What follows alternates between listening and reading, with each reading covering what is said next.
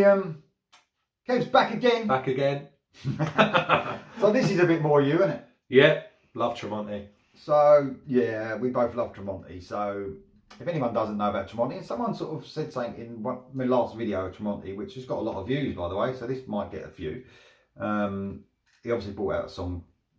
This is weird. It seems like it was a few days ago. This is really strange. Bands usually, it's weeks apart. They're bringing songs out. He brought out the first single, 3 weeks ago? Not even that, 2 weeks ago? I don't even think it was that long ago. That's a bit weird, isn't it? How he's bringing out. So this is the title track, Marching in Time, obviously off that album coming out on the 24th of September. Not that long, is it? No.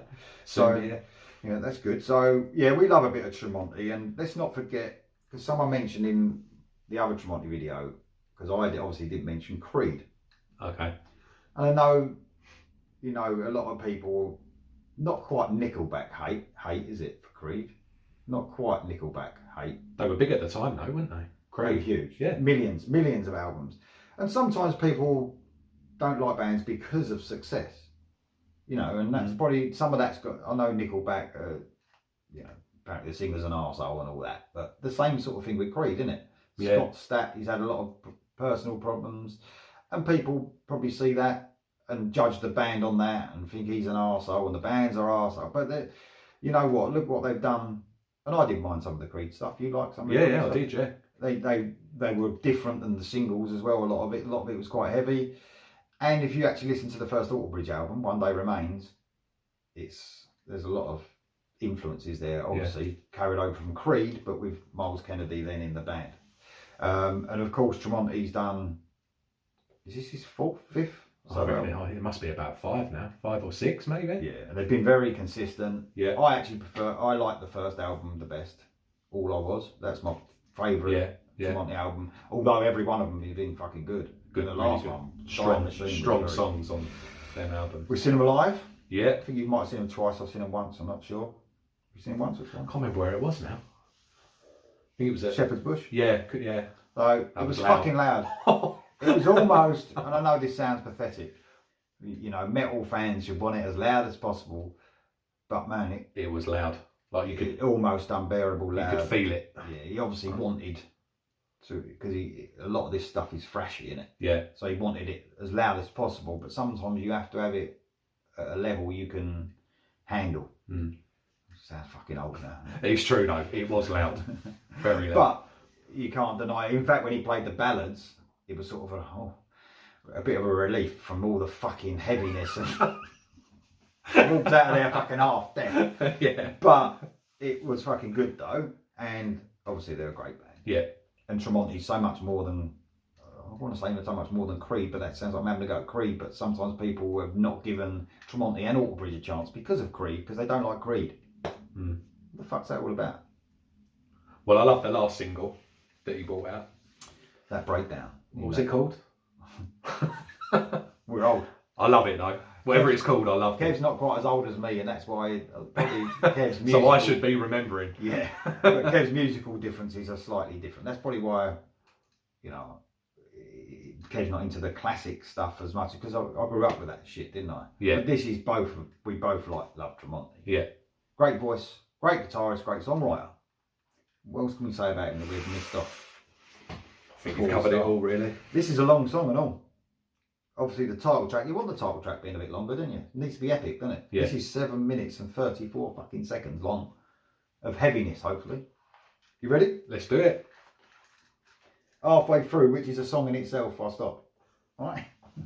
Here we go.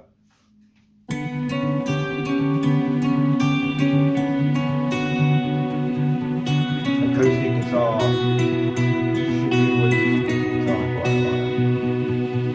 So many lives marching in time, move to the beat of the old and the blind.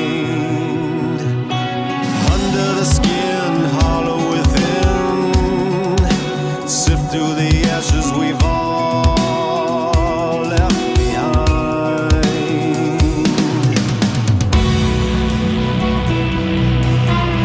Oh, please promise me I'd do anything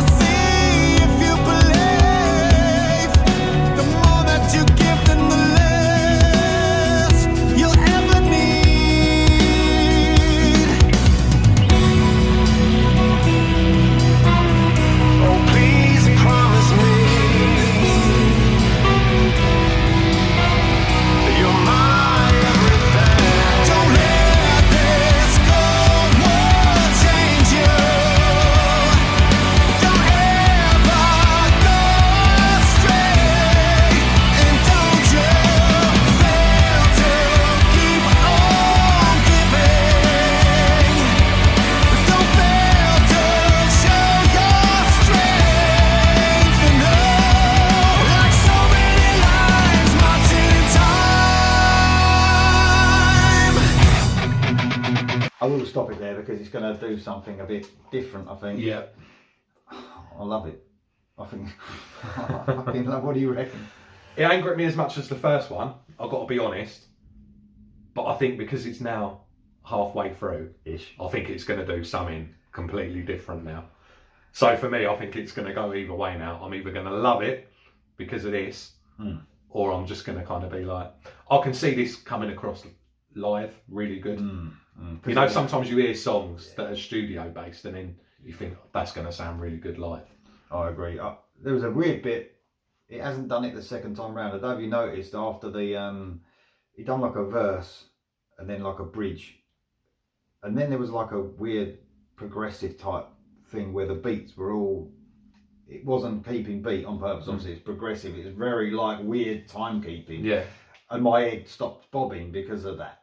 You know what I mean? Yeah, Because it was like, obviously they know what they're doing, but as a casual listener like me and you, it was like really off beats and weird time signatures, and it threw me a little bit. It didn't do it the second time around. I was expecting them to do it, which I'm glad they didn't, because it sort of went straight bang into that bit. It feels like it's building up to something.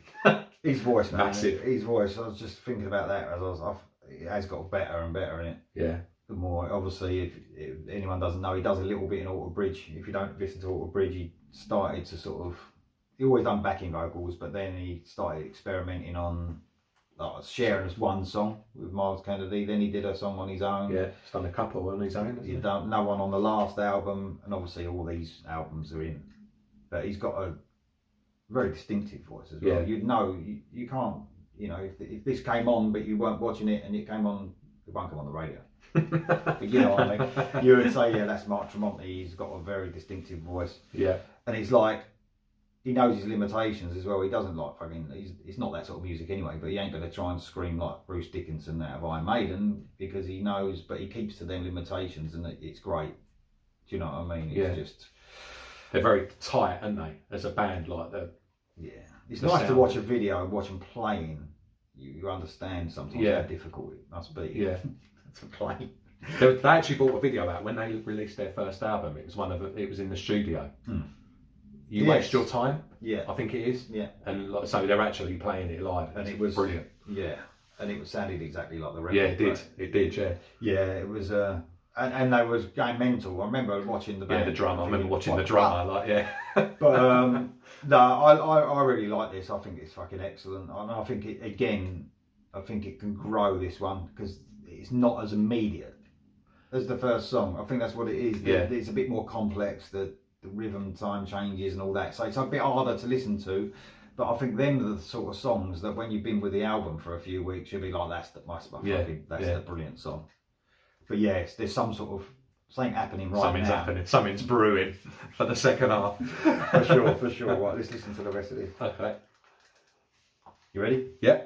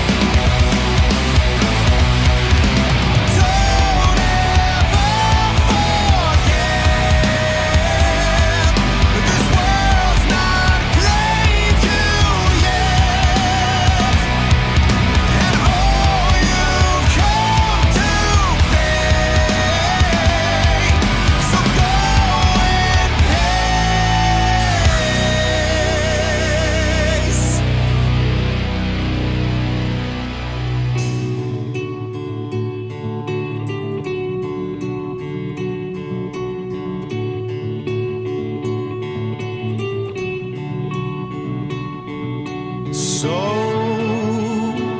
am I. I'm worn and I'm tired. Take your life and go and thrive. Don't let this cold world change you. Don't ever go astray. don't you fail to keep on giving. Don't ever lose your strength, no. Don't let this cold war change you. Don't ever go astray, and don't you fail to keep on giving. Don't fail to show your strength, no.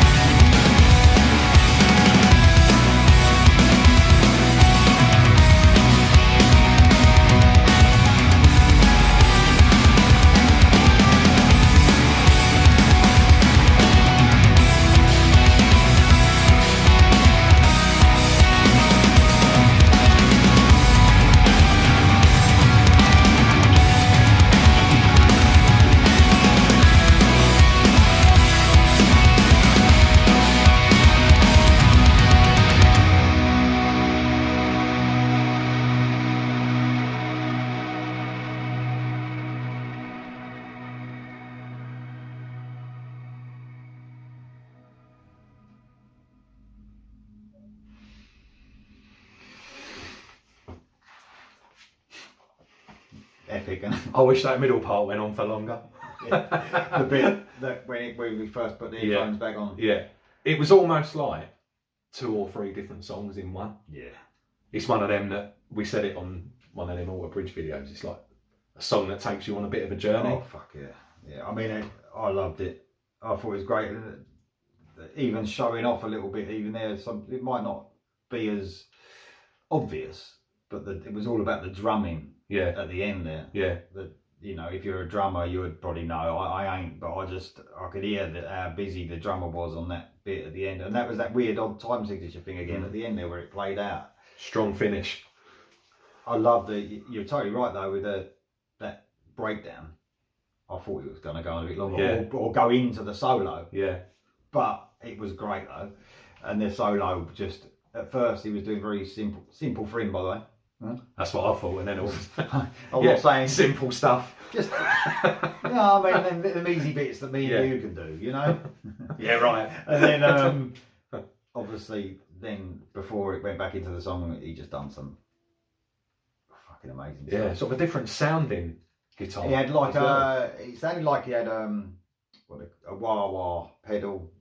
Metallica use it a lot on that Black album, like that wow sort of noise, and then but it was probably one of the most epic songs he's ever written. Yeah, there's not many that I can think of that sound like that. Twists and turns and all that. I can understand him bringing this out and showing you're right. The first one's a fucking hit you hard single, 3.5 minute, 4 minute, whatever it was, and then saying, look, there's some fucking epic stuff on there as well. It's a bit of a change of direction for him as a solo artist. Heard a bit of keyboards in there and all. Have you heard them synths just on in the background, just to not like just to add effect more than anything, which adds to the epicness of the song, I suppose. But I fucking love the song, man. That'd be good live.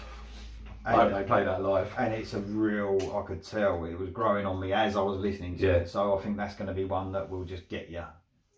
Probably be one of the most outstanding tracks for me on that album, I reckon. All done, mate? All done. The video was nice and straightforward. Yeah. No messing around, was it? Simple. And also, I love, I think he was playing acoustic guitar. I know he didn't have an acoustic guitar in the video because it'd probably been awkward to, but it sounded like, I like it when bands use an actual acoustic guitar on the recording rather than an electric guitar with a clean effect. It gives you, I don't know, the acoustic guitar really stands out. Yeah, something different. I'm probably wrong, just guessing it. But thanks very much for listening. What do you think of this epic Tremonti song? We love it. Put it in the comments below. I'll see you next time.